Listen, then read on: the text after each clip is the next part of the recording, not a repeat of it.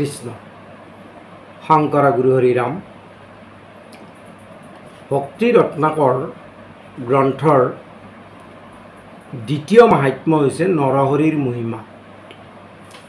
এতিয়া এই যে নৰহৰিৰ মহিমা মহাপুৰুষ গুৰুজনাই বৰ সুন্দৰকে এইহেন দুৰ্লভ মনুষ্য জন্মৰ আসল উদ্দেশ্য কি সেইটো ইয়াতে আচলতে আমাক বুজাব চাইছে।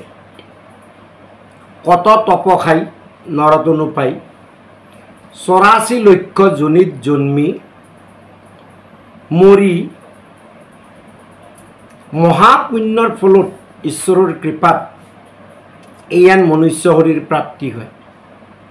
এতিয়া এই নৰতনু এইকাৰণে অমূল্য যে একমাত্ৰ নৰদেহতহে ঈশ্বৰক ভুজিবাৰ পাত্ৰ হয়।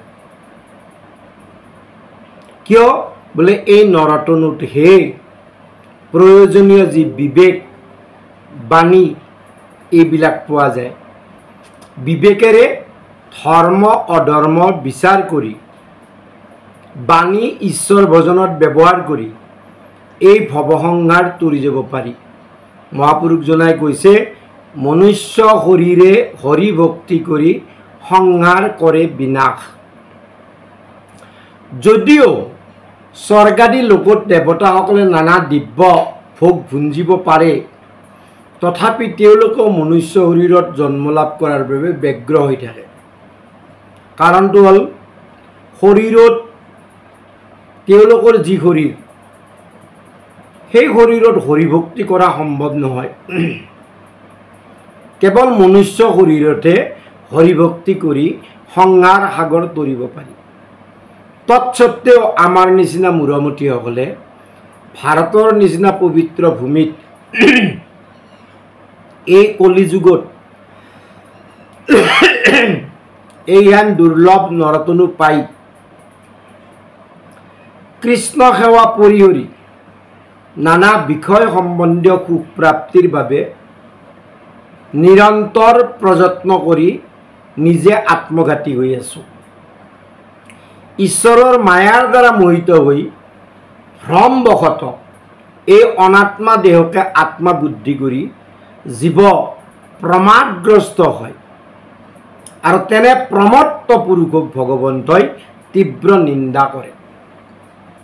শ্ৰীমদ ভাগৱত গ্ৰন্থৰ মহাপুৰাণৰ 11 স্কন্ধৰ 20 অধ্যায়ত কৃষ্ণ উদ্ধৱ সংবাদত ভগৱানে উদ্ধৱক কৈছে, হে উদ্ধৱ, এইহেন পৰম দুৰ্লভ নৰতনু নৌকা জীৱই অতি সুলভে পাইছে আৰু এই নৌকাৰ খোজান দৃঢ় কাণ্ডাৰী হ'ল গুৰু। আৰু মোৰ নাম স্মৰণ কৰা মাত্ৰকে মই অনুকূল বায়ু হৈ এই সংসাৰ সাগৰ পাৰ কৰাওঁ। তৎসত্ত্বেও যিজনে এই ভৱ সমুদ্ৰ তৰিব নোৱাৰে প্ৰকৃতাৰ্থত সিয়েই আত্মঘাতী। গলত চিপ জৰি লোৱাজন আত্মঘাতী নহয়, ট্ৰেইনৰ আগত পৰি মৰাজন আত্মঘাতী নহয়, বিষ খাই মৰাজন আত্মঘাতী নহয়। প্ৰকৃত আত্মঘাতী সেইজন যিজনে মনুষ্য শৰীৰ পায়ো এনেকুৱা দুৰ্লভ নৰহৰিৰ কলিযুগত ভাৰতবৰ্ষত পায়ো হৰিক নভজি মাত্ৰ বিষয় ভোগতে নিজকে মত্ত ৰাখে, সেইসকলে আত্মঘাতী। ঠিক তেনেধৰণে ভাগৱতৰ 9ম অধ্যায়ত দত্তাত্ৰেয় ঋষি যদু নৃপতিৰ আগত কৈছে, অনেক জন্মৰ অন্তে পায়া আছে দুৰ্লভ নৰহৰিৰ। যদিও এই নৰহৰিৰ বিনাশী, তথাপি সমস্ত পুৰুষাৰ্থ ধৰ্ম অৰ্থ কাম মোক্ষ সমস্ত সাধিব পাৰে। সেয়ে মোক্ষ সুখ প্ৰাপ্তিৰ বাবে শীঘ্ৰে আচলতে আমি প্ৰযত্ন কৰা উচিত। তথাপিতো জীৱই 4 পুৰুষাৰ্থ ধৰ্ম অৰ্থ কাম মোক্ষৰ ভিতৰত প্ৰথম 3টাকে গুৰুত্ব আৰোপ কৰে।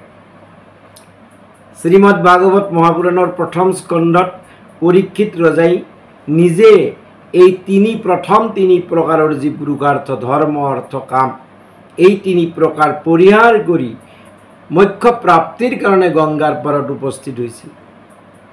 অজ্ঞান জীৱই আমি নাজানো যে এই তিনি পুৰুষাৰ্থ আচলতে বিনাশী।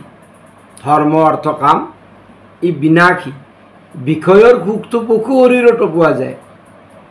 গতিকে দুৰ্লভ মনুষ্য শৰীৰ পাই কেৱল যদি আমি বিষয় ভোগতে লিপ্ত থাকোঁ, মোক্ষ সুখৰ বাবে যত্নপৰ নহওঁ, তেনেহ'লে সেইজন আচলতে মূঢ়মতি।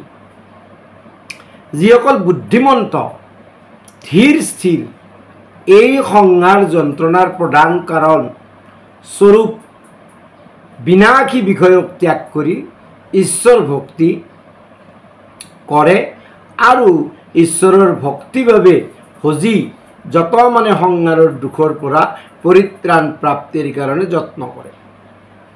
এই যে পঞ্চভৌতিক 24 তত্ত্বযুক্ত যি নৰতনু সদায় উপলব্ধি নহ'লেও বিনাশী বুলি আমি সকলোৱে জানো।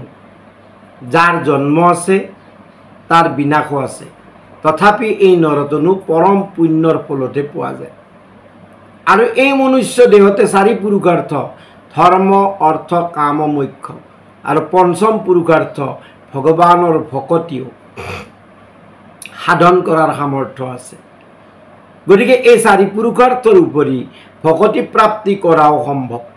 সেইবাবে আমি নৰতনু পাই মোক্ষ সুখ প্ৰাপ্তিৰ বাবে যত্ন কৰাটো আমাৰ আচলতে কৰ্তব্য কৰ্ম, মনুষ্যৰ কৰ্তব্য কৰ্ম। সেইকাৰণে মহাপুৰুষ গুৰুজনাই কৈছে, নতু পৰে যাবে শীঘ্ৰে যত্ন তাবে কৰক মোক্ষ সুখ।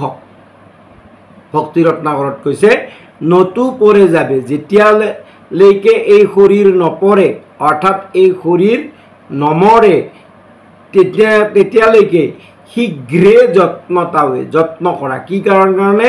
মোক্ষ সুখ।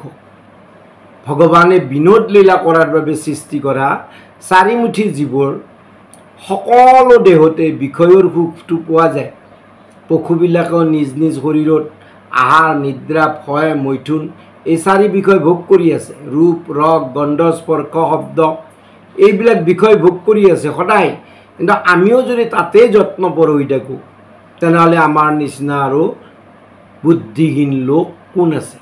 যিসকল বুদ্ধিমান ধীৰ স্থিৰ হয় তেওঁ এই বিষয়ক পৰিহৰি কৃষ্ণক ভজি সুখে সংসাৰক তৰিবলৈ যত্নপৰ হয়। বাকীখিনি আমি পৰৱৰ্তী অংশত আলোচনা কৰিম। আৰু এটা অংশত আমি নৰশৰীৰৰ মহিমাটো শেষ কৰিম। কৃষ্ণ।